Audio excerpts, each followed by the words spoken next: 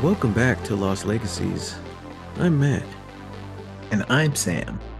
And I'm Dad. Okay, guys. First off, sorry this episode is late. Computers has been having some issues, so we couldn't upload at our normal time.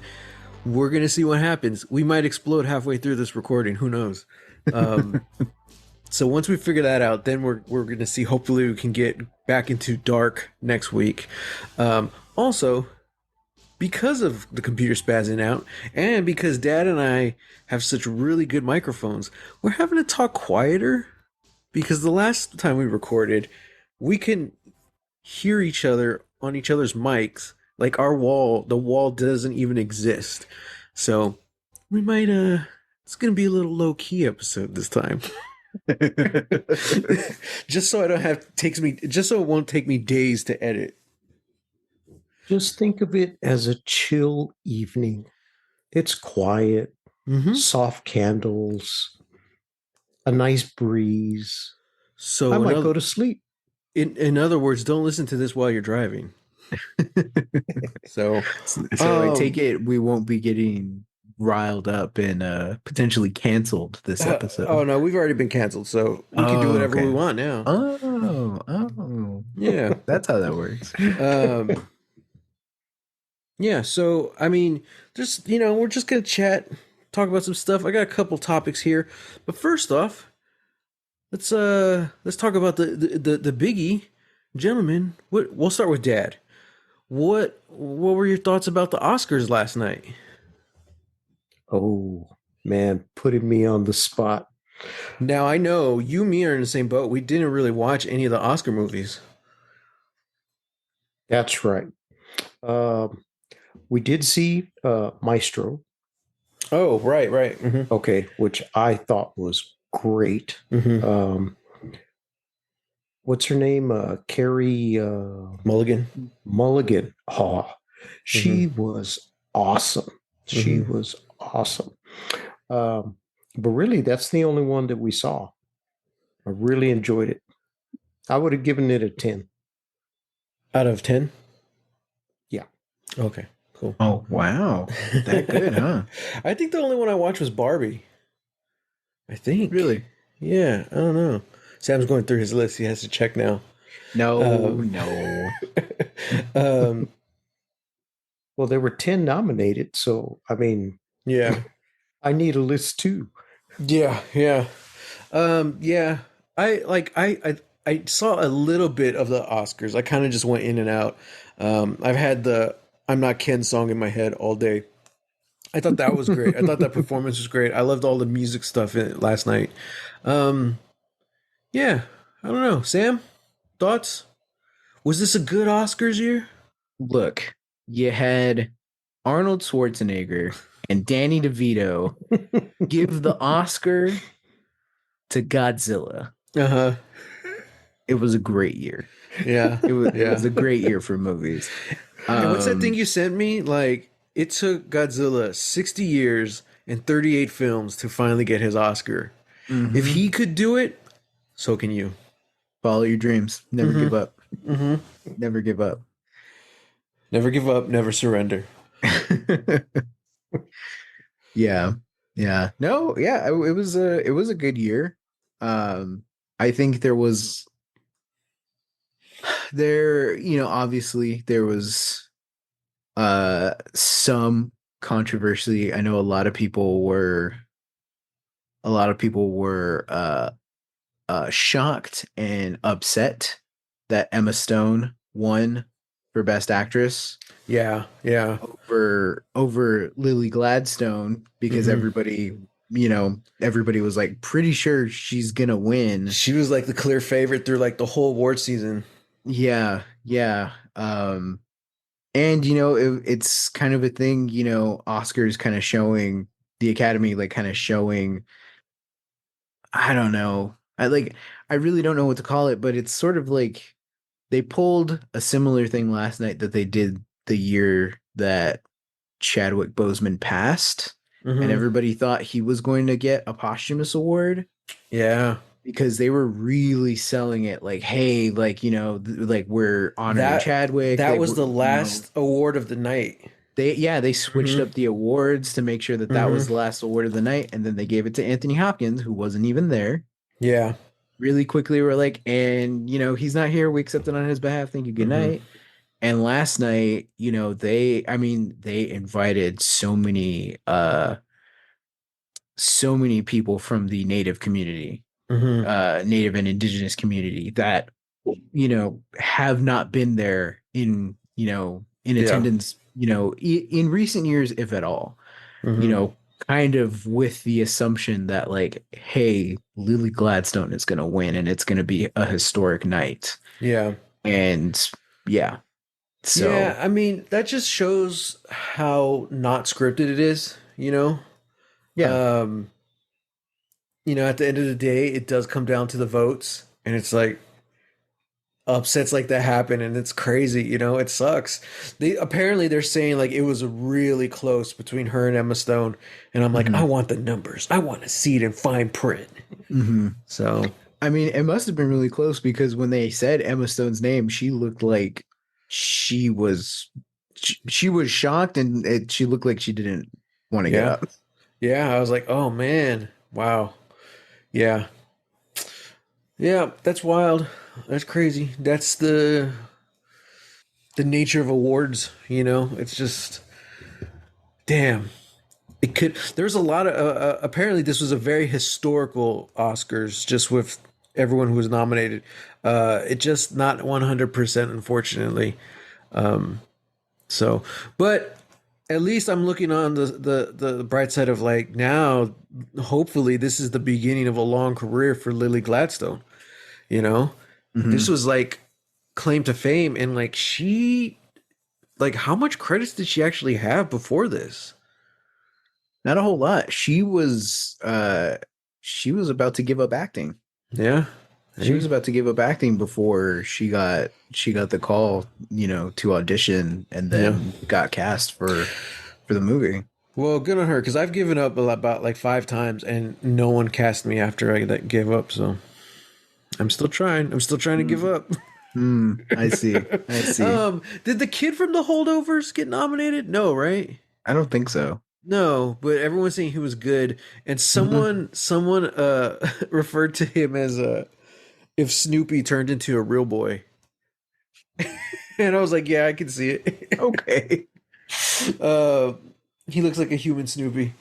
So Really tall. Tall for a yeah, human Snoopy. yeah, and he was a student at the school they were filming. That's what I wanted to bring Oh, up because we're wow. talking about starts of careers. They did an audition at the school where they filmed, and he was a student. And they're like, okay, cool. And like Wow. now he is in this Oscar nominated movie Hmm. with Paul Paul Giamatti. Giamatti. And who's the actress who won? Divine Divine Joy Joy something. something. I don't remember. Yeah. Yeah. She got best supporting. And I recognize her because she's Divine Joy Randolph. that's what it is. Um I recognize her from Only Murders in the Building. So I'm Mm. like, okay, cool. I'm glad to see that for her. Yeah. Yeah, so like it feels like it's like the start for so many people's careers. And then you also have like Emma Stone who's been in it for a while and she won. But I do like Emma Stone. And then Robert Downey Jr. got his first Oscar. I do Mhm. like RDJ, so yeah. Um So, what are your thoughts on the supposed snub he gave when he got his award handed to him? I don't know. I don't He know did. what. So, He so the walks thing is, up. He walks up on the stage to get his award from the five past supporting actor winners. Oh, mhm. Okay, so short round Mhm. was last year's winner, right? mhm, Okay, Oh, right, right. Quan. yeah, Yeah. yes. Yeah. Forgive me, I don't know his real name. Mhm. Okay, so he's the one who's like the head. So he starts it off. He's the one with the award. He's going to give it to the winner. They call Robert Downey Jr. He walks up. Robert Downey walks up, doesn't even look at him, just kind of sticks his hand out and takes the award. Mm-hmm. And he never looks at him. And Mm-hmm. the poor guy is there, he gives him the award, but he tries to shake his hand. And Robert Downey is just looking at two other guys. And then he goes to the mic. Mm-hmm. And it's like, what? Hmm. Interesting. So it's like a snub, rude at best, Yeah. poor I don't know. manners. Who I mean, knows? You know? did you see it, Sam? Did you notice that or? I didn't really watch it last night, but I caught up on it this morning. Yeah, I mean, I would say it was a snub if not for all the photos that came out afterwards where he was on the Mhm. carpet like after the Mhm. win, and he's, standing next to, hugging, kind of shouldering up against, Mhm. Kihi Kwan. So, Yeah. and then like and then people were kind of saying that Emma Stone kind of did the same thing, Mm-hmm. when she was accepting, hers. I don't know if it was Michelle Yeoh or not, Mm-hmm. but I know that Michelle was holding the Oscar, who gave it to her. I don't know. I don't I don't want to add fire to that, but it could Yeah. just be like a rush of adrenaline, and I think it's by person by person. Yeah, that's that's a situation I've never been in. I can't imagine what that feels like. I know what normal stage fright feels like. I know what extreme nervousness feels like. Like to be in that situation, like you could put Robert Downey Jr. on stage offering me an Oscar. There's a good chance I'm gonna ignore him just because like he ain't even there. Like all these people are looking at me, Mhm. and I don't like it. Yeah, yeah. So like I don't know. It's like when I walked the stage, high school graduation. I just grabbed my degree. Yeah. Somebody's hand was there, and I took it. That was it. Yeah. I don't know who that person looked like. Yeah. I don't know. And I mean, Robert Downey Jr. does have a reputation of just being like an all around good guy. He might be a little bit of a jerk. He kind of has like the Tony Stark persona. I think he really kind of blurs the line between Robert Downey Jr. and Tony Stark. But, everyone seems to love him. So I don't know. I can't speak on that. And I won't speculate. We'll save that for TMZ. But my boy Cillian Murphy did win, and I was really happy to see that. Even though I haven't watched Oppenheimer, it's so long and looks so depressing. So, Oh my gosh. yeah, I go to the movies to feel joy. Okay, but enough Oscar talk. Sam, Wow. speaking of movies, tell us about what you've been watching. What happened? I've been watching. I saw Damsel. Yeah, we did watch Damsel, the Millie Uh-huh. Bobby Brown versus a Dragon movie on Netflix. Mm-hmm. Mm-hmm. And I had a dug lot it. of fun. I gave it 4 stars. Yeah, Yeah. I liked it. I gave it 3.5. But I really enjoyed it. I was really surprised because it didn't get a lot of like promotions. Mm-hmm. It's based off a young adult novel. I'm like, okay, this is probably low budget fantasy movie. No, they pumped the money into this movie. The Mhm. dragon looks fantastic. Mm-hmm. And even everything before, because like I don't know the exact time, but like you don't actually get to the dragon part until good ways into the movie. And even Yeah. then they kind of play it like Jaws, where like you never really see the dragon, until a certain part. So it's kind of like it's there and it's stalking her. But so like you go through this whole chunk of film without the CGI dragon, but you could still tell they pumped just as much resources into the rest of the movie. Most of the CG effects, there was some bad stuff, but then like the castle, the sets, the costumes, the score, I'm like, oh man, they're pulling out all the stops here. Mm-hmm. Like this was good. It was fun, and it was a wholly unique original fantasy film. Yeah. I mean, technically it is based on a property, but it's not a very like well-known property, like Game of Thrones or something. So it felt very new, and I'm like, all right, I enjoyed it. And it ended with not my favorite version, but a cover of Ring of Fire. I'm like, okay, I like it. Yeah. So it was good. It was fun. Let's keep going. The big one Sam saw that me and Dad have not, or really know much about, but this will transition into my next topic. Sam saw Dune 2, or as I like to call it, Tune. Dune. Yes, I did watch Dune Part 2. How many stars? Quantify it. Oh, jeez. I don't know. Pressure's on. I just gave it a heart on my That's review right. app. That's all I did. I was like, I enjoyed it, but I kind of felt weird about it, but I enjoyed it. It's a complicated story, and it's a complicated movie on like pure spectacle. It rivals the stuff of old Hollywood.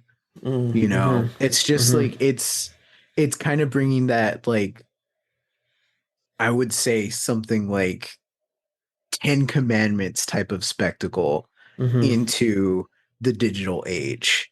You've got all of these great actors, great, established character actors, doing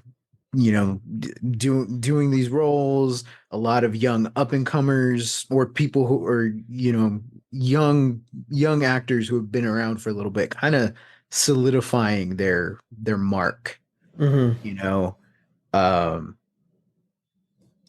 yeah, it's based off of, the granddaddy of sci-fi. If Lord of the Rings is sort of like the fantasy quote unquote Bible, then Dune is like the sci-fi, Bible. That's where like everything comes from. Everything, stems from that. And yeah, it's great. There are a lot of problematic elements. A lot of that is behind the scenes as much as it is, up front, on screen. But I mean, that's a story. That's in the book, Yeah, So, that's in the book, but yeah, all in all, yeah, it was a great movie. That's interesting. But a lot of people now are talking a lot about the Star Wars prequels, and they're making the connection that Lucas had with Dune, and they're saying like, wow, Dune 2 is the Star Wars prequel we wish Lucas had made. And they're making the connection between Paul and Anakin, and that was kind of a big, I guess, influence on Lucas, I guess. Yeah. Which is interesting. I'm like, okay, cool, and we talked about it, off pod a little bit, how when people read the book Dune, they liked Paul. They're like, oh, he's the good guy. He's the savior. Oh, blah, blah, blah. And that wasn't the what's his name? Herbert? Yeah, Frank Herbert. That wasn't his intent. He was supposed to be an anti-hero. So that's why he would continue the series and turned him into the anti-hero. And that was kind of part of Lucas's jumping off point for Anakin. Like, oh, okay, so now you meet Luke first, the good guy, the one, the Jedi, the savior. And then later we'll tell the story of Anakin and see his fall. And I'm like, oh, okay. That's cool. Interesting. So I don't know. I mean, I like the first Dune, but there wasn't enough battle droids in it for me. Sorry. And when I say battle droids, I mean like the flimsy ones, Roger, Roger.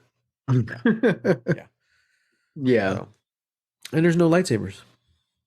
Dad, did you ever watch the first Dune? No. What year was that, Sam? 84. 84s? Okay. Dad was already an adult by then. I was too busy getting married in 84. Priorities.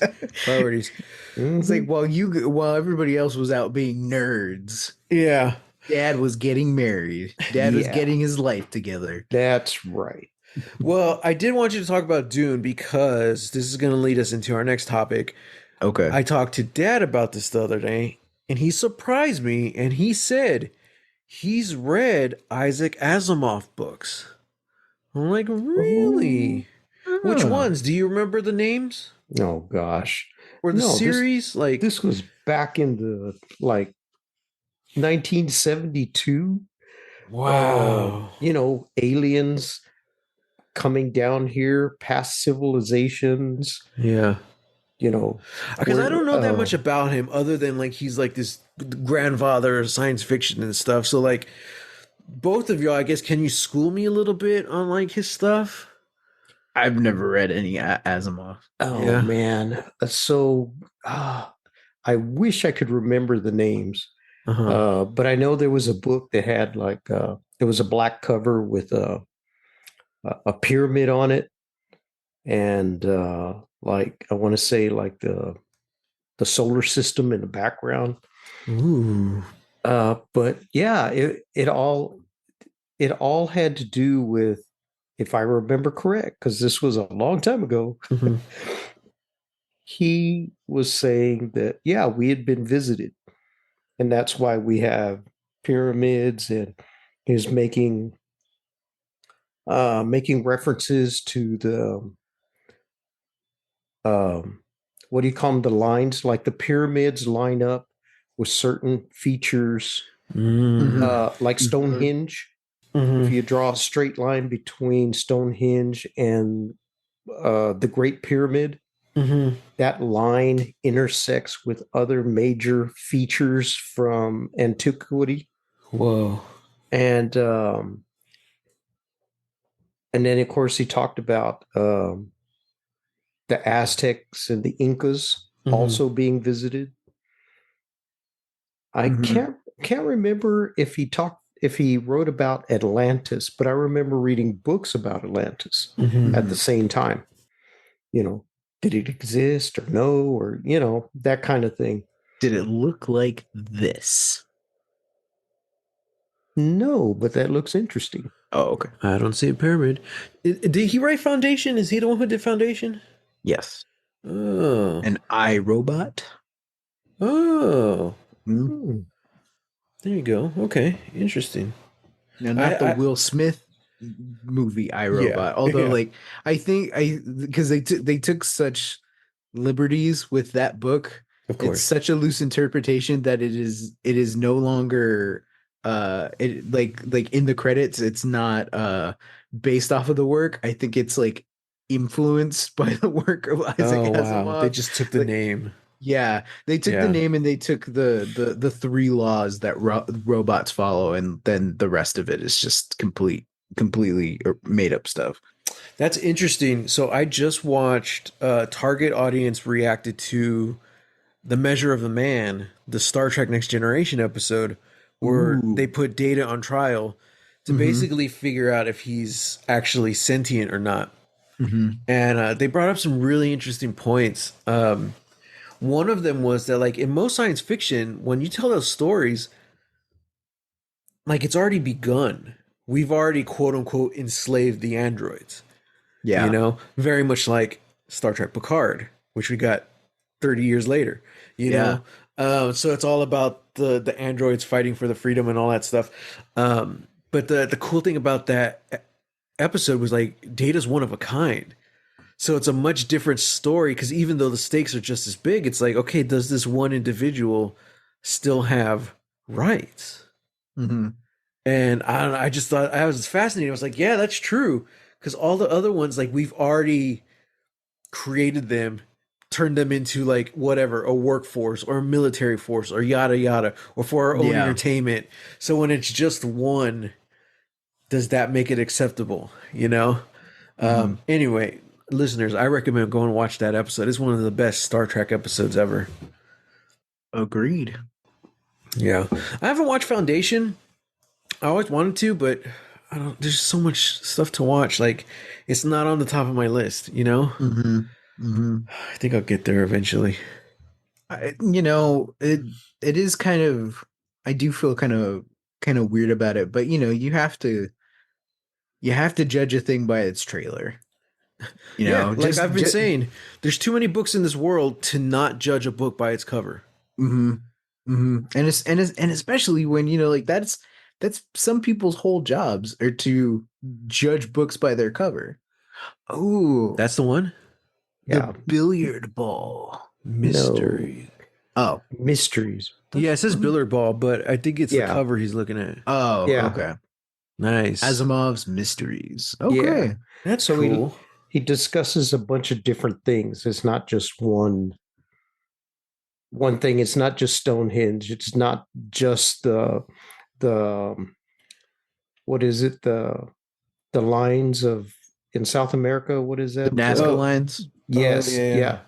It's not just that. He talks about that. He talks about a whole bunch of other stuff. So are these okay? So these are like kind of essays. It's not a fiction or Yeah. Oh, okay, interesting. Oh, okay. Yeah. Yeah. See, I know Interesting. nothing about this guy. That's interesting. Oh yeah. I ate all that stuff up. Cool. Yep.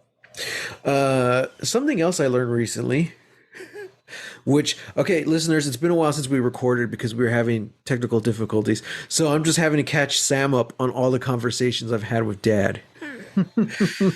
We were talking about this the other day, how the T-Rex, if you look at the timeline of Earth, the T-Rex is closer to us today than it was to the Stegosaurus. Yeah. Wow. Think about that. Wow. That's wild, right? Wow. That is crazy. So I asked Dad the next question. I'm like, man, dinosaurs, they ruled the earth for so long. Like, and now I'm going to ask you this question, Sam. Uh-oh. What advice do you think the dinosaurs can give us as the ruling species over a planet for so long?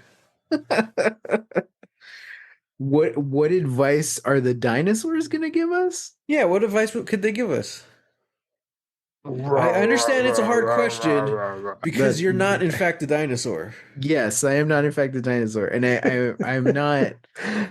Forgive me, I'm not brushed up on my dinosaur politics. The politics or language. Yeah, the reptilian, sort of essays. I kind of missed out on that one.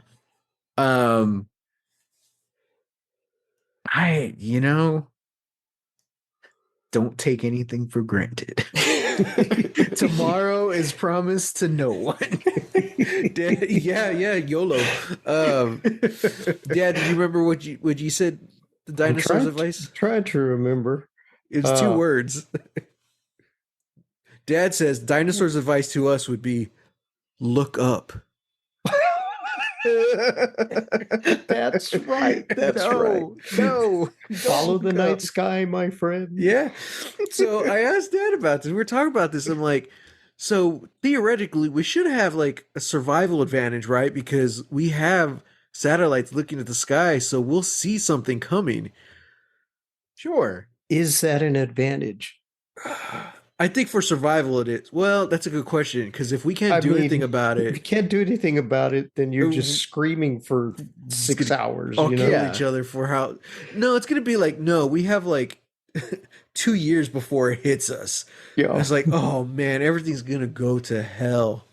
Mhm. You know, it's like, oh, Mhm. it's gonna be, yeah, that would suck. Give me like 2 minutes. You know, let me get to the living room, put on my boots, get comfy. I'm like, all right, let's go. Get comfy with your boots on. That's Hey, how you're man. going. With your Hey boots man, if on. I'm going out with my boots on. Okay. My boots are coming off. Yeah. I don't care where I'm at. If I'm not at home, I'm like, nope, I'm taking off my I shoes. don't want to be a barefoot done. ghost. Okay. Oh gosh. Hey, there's not Gosh. going to be a planet left for you to be a ghost on. So I'm gonna be a space ghost, just floating around in a black t-shirt, some blue jeans, and my boots. There you go. All right. Man. That's my favorite outfit in the world. On my way to the couch, I'm going to stop at the freezer and pull out a Fat Boy. Okay, listeners, Fat Boys are ice cream sandwiches. In case you didn't know. I was just going to let them live in ambiguity. What? Like, what? What? I don't know how Look it up. regional that is, the Fat Boy. I don't know if that's a Texas thing or what. So I'm going to be a ghost with a half-eaten Fat Boy ice cream sandwich. Man, Thinking about food. That's a good one. Well, 2 minutes yeah. would be hard. If I had like 20 minutes, maybe I could thaw some tamales, bust open a Coke, sit on the front porch. Yeah. Welcome, Oblivion. There you go. I don't know. There you Yeah. go. Get Play my Jack Daniels. Springsteen. Oh, Jack Daniels. Play my Springsteen music as loud as I want for 20 minutes. There you go. Just the Man. same song for 20 minutes. What's the song? What song? I don't know. Jungle Land over and over? Oh, That's a See, long 20 song. 20 Too hard to minutes, you pick. can do it like 3 times. there you go. Yeah. Yeah. Sure, why not? The meteor's coming. Jungle Land. Why not? Man. What about you, Sam? What's your end of the world song? Oh, geez. This is the last thing you're gonna listen to. Screw it. Seal. Kiss from a Rose. Nice. Oh, there you go. Nice. I don't know. I don't want to be ironic. I just want to listen to something that I like. Yeah. You know, I could say Ring of Fire, or I could say it's the end of the world as we know Yeah. it. No. We're not going to do that. I don't know. Maybe what- something by Aurora or Mm. I don't know. Enya. The other night, Sail away. The other Oh, night, there speaking you of go. Enya, I found the Pure Moods playlist on Spotify. All 4 albums. I just put that on as I went to sleep. I'm like, it's like 6 hours of pure moods. If you grew up in the 90s, you knew what this was because the commercials were always on. Pure moods. Relax. Enya, a weird like dance remix of the X-Files theme song. I don't know why. Maybe Sade. I'm trying to think. Makes Lorena McKinnon, like there's a bunch, what's that group? Enigma. Oh yeah. Oh, wow. Oh, the classics. The 90s classics. Yeah. So, I only recognized one name out of that whole bunch. see, Dad wasn't relaxed enough in the 90s. Well, here's something to bake your noodle. That's going to bake your noodle for a while. Speaking of looking up, at the night sky and all that stuff. What's in the sky? Stars. Did you know that sharks are older than the North Star? Whoa. What? Mm-hmm. Like as a species, not individually. Yeah. As a species, sharks are older than the North Star. Wait, how do you They've been around a long time. They've How's they've the North been- Star? I don't know. well, it'd have to be younger than this planet. Yeah. Okay, so this planet's been around in round numbers 50 billion years. All right. Well, North Star's 49 billion years. Let's see. Okay, so the North Star is in the Polaris triple star system. Mm-hmm. Sounds fun. And that is estimated 7 million years old. Or, I'm sorry, 70 million years old. Big difference. Wow. Oh, On Pretty young. The Earth is estimated to be 4.5 billion years old. Man. all right. So I was off by A couple billion. Couple Yeah. billion. Yeah. 45 billion. So Yeah. the birth of the But, North Star is closer to us now than it was the origin of Earth. Mm-hmm. Mm-hmm. Time, man. It's crazy. Time is Wow. Yeah. Wow. Okay. Well, just one last thing I wanted to discuss with you guys. As all good conversations eventually lead to Uh-oh. Batman. Now, I don't want this to get heated because I know we're all on the same page, Oh, but it's a very heated conversation that brings this up. Did you hear what Zack Snyder had to say about Batman? No. some of it, Okay, but tell so me. once again, they're talking to Zack Snyder about his Batman movies and all that stuff, and he said something to the fact he's like, I don't understand why so many people, you idolize these superheroes, turn them into like these gods, and you make someone like Batman not able to kill. It essentially makes him irrelevant. And everyone has been fighting about this online. Most of the camp now, I think now that the Snyder universe is behind us, I think more and more people are taking the stance against him, which I'm like, finally. And they're saying like, you don't know what you're talking about, blah blah blah blah blah. And he says something like, that just means you can't put Batman in a situation where he has to kill. Very much like he put Superman in the headlock with Zod. Remember? He's like, he put him in a situation where he had to kill. I'm like, whatever. These are superheroes, my opinion. These are superheroes. They can find a way out of those situations.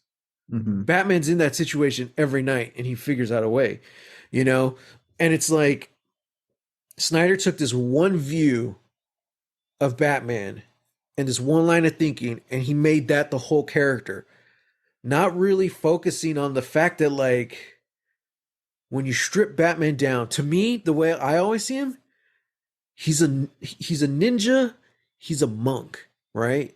Batman takes an oath of vengeance, but he also takes an oath to not kill. And when you think of Batman like that, oh, oh, okay. This is much so different. Just the numerous amounts of examples of like the samurai who doesn't kill. You know, that alone like disproves everything Snyder says. Because those are classic stories they're classic. It's literature. It's old.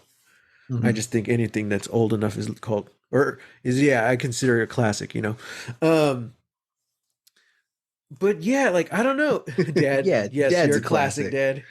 Dad. I don't know. When you think of it like that, it's like, oh yeah, that's to me that's kind of the core of Batman. He's that character, He takes the oath to never kill. He's the samurai who walks around with the blunted sword because he still knows he's gonna have to fight, but he doesn't kill. So his sword is blunted. And I'm like, yeah, yeah. There's so much more you can go into about honor, and all that stuff. I'm not sure that's really Batman specific at all. I think his is much more of a pain. He doesn't want to cause that pain. He doesn't want to be that person. That's why he doesn't kill. And then, of course, it changes once he gets the Bat family. And I think it does become more of like this kind of tale of honor. He's like the head of this family. And he's like, no, we will not kill. And this is why, stuff like that. So that's just something I wanted to bring up. I'm kind of thinking of, I just want to know what y'all's thoughts are like when it comes to Batman as an archetype. Classic character, flawed hero, wounded, on a mission that never really ends. His mission for vengeance will end when he dies. Yeah, I totally disagree with the idea of Batman having to kill. There's no, that complete turns the story. Okay, it turns the story. Is he? Yeah, he's there for revenge, but revenge does not mean death for Batman. It means justice. So he always ties them up and leaves them for the cops.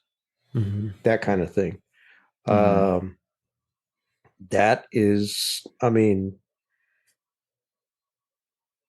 I think it's an easy way out of telling a story by allowing a character like Batman to kill. He's a complicated figure. It's a complicated story. don't simplify it by say, oh well, now he has to kill. No, he doesn't. Mm-hmm. It's just like you said, he can find a way out. He can find another way. It was the same thing. It's true with Superman. Superman does not have to kill. Mm-hmm. He's Superman. He could freeze somebody. He can well, they allude to this. He can transport, he can be in different by location, he can fly, whatever, right? Okay, Mm-hmm. he's Superman. He can do anything. Killing Zod was a simple way out of stepping up the storytelling. Mm-hmm. They took an easy way out. And I totally disagree with how they did that. Mm-hmm. Yeah. It feels like a cheat, you know? Yes. It's like you're Yes. cheating. It's like I mean, if Batman kills, then he's the worst killer in the world because he has all this huge rogue gallery. You know, if Batman kills, why hasn't he killed Joker? Is it just because he's not good enough? You know, like Mhm. it really doesn't make sense when you try to make Batman a killer. You Mhm. know, you want a killer superhero, Punisher. That's his whole MO. You know, Mhm. um, I don't know. I'll say this. Superheroes, like Batman and Superman have such a long, storied career, in comics. So many different people wrote them. When Batman first came onto the scene, he was a killer. Mm-hmm. That because he was a crime comic character. And you could do that back then. This was before the whole Comics Code Authority, all of this. Like, Batman did kill people. He Mm-hmm. killed mobsters, he killed the bad guys. And he used guns. He didn't use Yeah. guns for very long, but he did kill people. Mm-hmm. It wasn't until he got his own series, and it wasn't until Robin came in, that then things started to change. And then from sort of that point on, from that change, it just became a thing that everybody adhered to, that no, this guy doesn't kill. Mm-hmm. And then somewhere along the way, it got put into it that, like, he rises above it, Mm-hmm. you know? Hmm. And for me,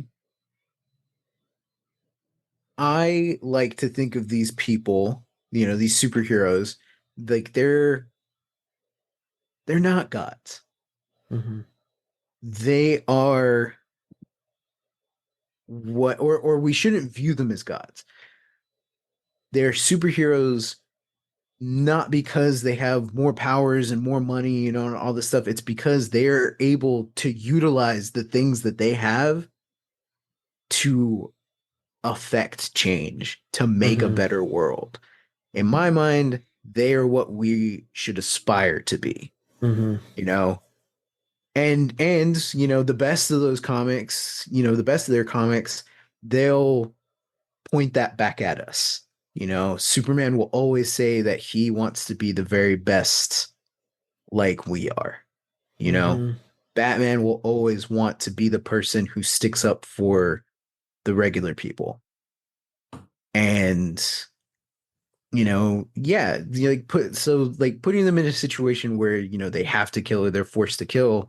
You know, I think there's just so many more examples than the select few that people keep going back to, of like, well, they killed back then, or in this Yeah. other universe comic they kill, blah blah blah, all this stuff. It's Mm-hmm. like there are so many more examples of them helping people out that Yeah. I care way more about that. Of them putting themselves on the line, of them willing to die Mm-hmm. just to save one more person, just to save one other guy. Mm-hmm. Like that means more to me than any of the other stuff. Yeah. The killing is an interpretation. The killing is yet another uh side effect of the thing that you and I have talked about, Matt, about how 9/11 changed Hollywood, Mm-hmm. and it changed our cinema, and how we wanted our heroes darker, we needed them more realistic, we needed all Mm-hmm. these things, and it is an unforeseen consequence that we would then demand of our heroes Mm-hmm. that they kill. Yeah. Because And that is retribution. That's justice in a yeah. way. And this I mean that conversation has been happening for decades, way before that happened. But like Yeah. after 9/11, it kind of solidified it in film, and that trickles off and inspires so much other, especially the comics of today and stuff, you know. Yeah. Yeah. Yeah, it's like I don't know. And yeah, it's like, it's not, if they happen to kill, if they do Mhm. that, Yeah. sure. They're Mhm. fictional characters at the end of the Mhm. day.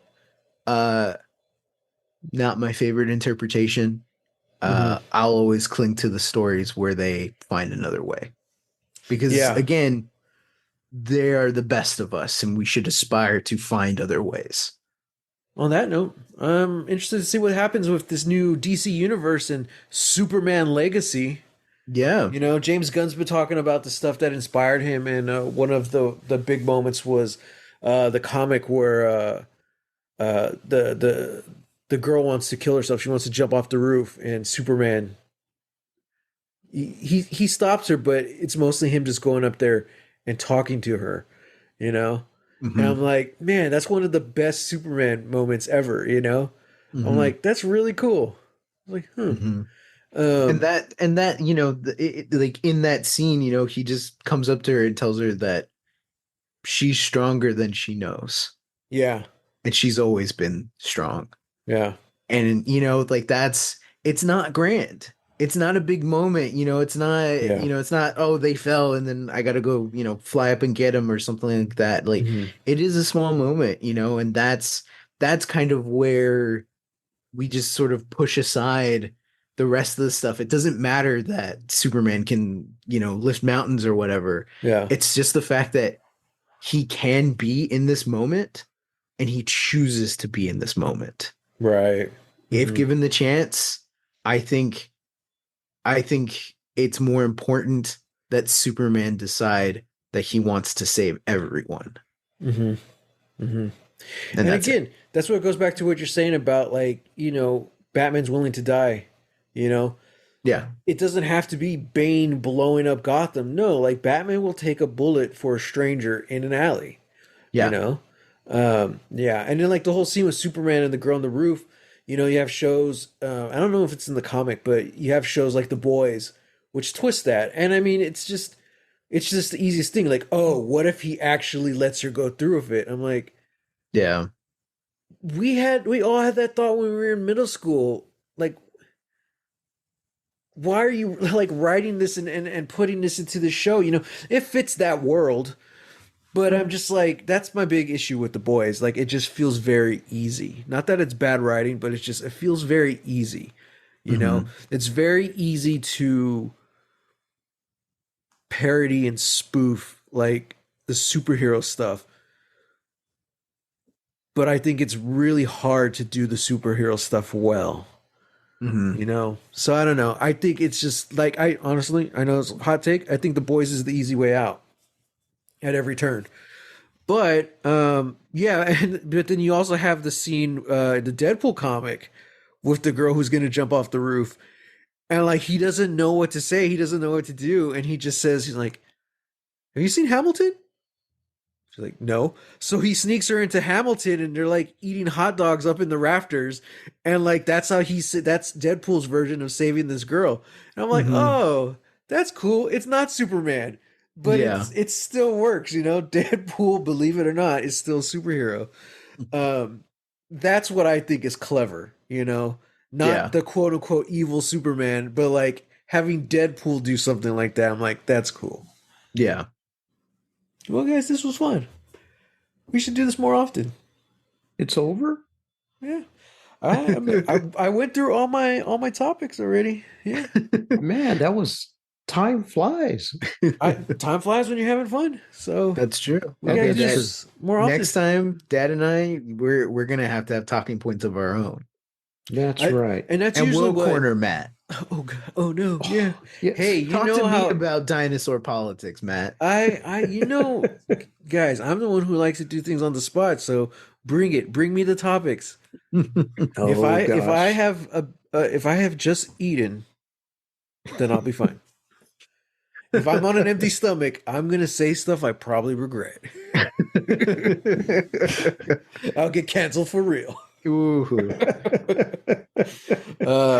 Yeah. We'll try not to do that. We'll leave oatmeal cookies for you so you won't be hungry. So There what I you do go. is when I get an idea that I want to talk to you guys about, I write it in my notes app on my phone, and I'm like, okay, next episode. Mm-hmm. Yeah. Mm-hmm. So There you go. everyone, thank you for joining us. Hopefully, if all goes well, we'll have a new episode next week where we jump into season 3, the final season of Dark. So cross your fingers. Hopefully that comes out next week. Usual place, usual time.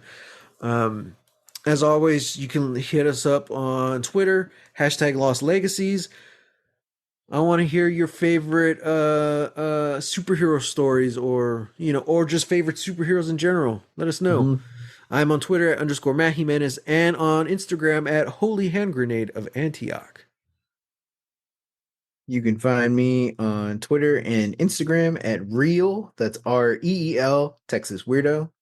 And hit me up with what your favorite dinosaur is, and maybe your favorite dinosaur fact. Oh yeah, there you go. And if you want to talk to Dad, send a message to Matt or Sam, and they'll snail mail it to me. There you go. I'll take your message, I'll write it down in a letter, and then stamp it and put it out, and Dad'll get it in about 5 to 7 business days. There you go.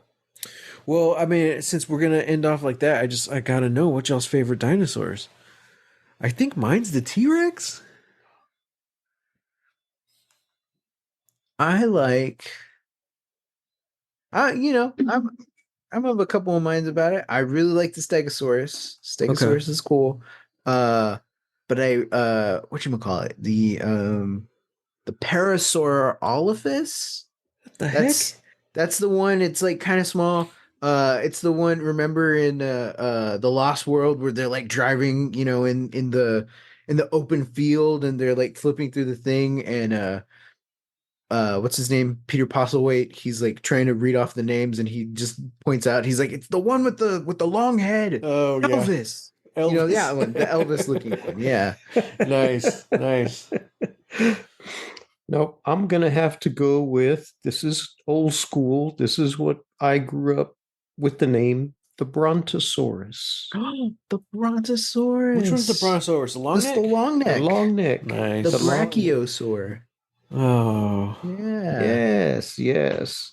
I like that. When I was growing up, that was like the only dinosaur we knew. They hadn't discovered the other shit. Well, The others hadn't died yet. hey, I'm not that old. Okay.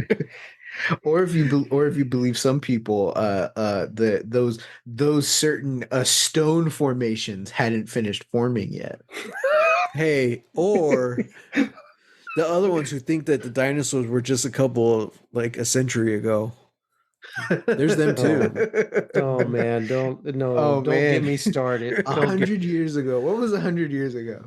Oh, man. Where were we? Dinosaurs walked Gosh. among us. 100 years ago, 1924. 1920. What? The Jazz Age. Wow. There you go. Bunch of Flappers. dinosaurs. Yeah, we were A headed. T-Rex flapper. We were They got big flying. legs. That's all they need. Wow. Yes, and those poor dinosaurs were fast on their way to the Depression.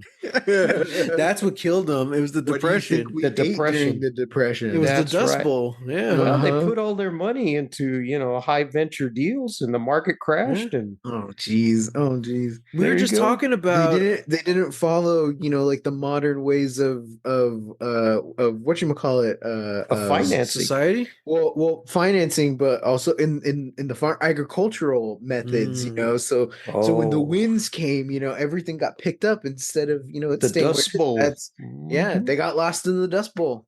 Yeah. And fell into the tar It pits. wasn't a meteor. It was the Dust Bowl. It was the Dust Bowl. There you go. Yeah. And quicksand, the thing that we grew up fearing, is really tar pits. That's why there's no more quicksand, because they filled it with filled it. dinosaur Exactly. bodies. Yeah, we were just talking about flappers the other night. So I'm thinking like Zelda Fitzgerald just walks into the party or rides into the party on top of a triceratops, you know? Probably. God, I wish love I it. could have been there. I would have loved to see that. Zelda, leave that putz, Fitz. Run away with me on my T-Rex. He'll carry you down the aisle. His name isn't Fitz, right? Well, it's F. Scott, but I call him Fitz. Yeah. That's what the F stands for. Fitz Scott Fitzgerald. Okay, now that the Great Gatsby is in the public domain, I think we should write Great Gatsby, but it's dinosaurs. Let's just take the whole thing. We're gonna go. What was that movie with Whoopi Goldberg? Theodore Rex. Theodore Rex. We're gonna go full Theodore Rex. Oh man. With the Great Gatsby. Yeah. Oh man. Jay Gatsby is a brontosaurus. Oh man. That's gonna be a really large tuxedo he's gonna wear. Great parties. I like huge parties. I like it. Yeah. So okay, guys, let us know your favorite dinosaurs. Hit us up. Until next time. Get lost. Get lost.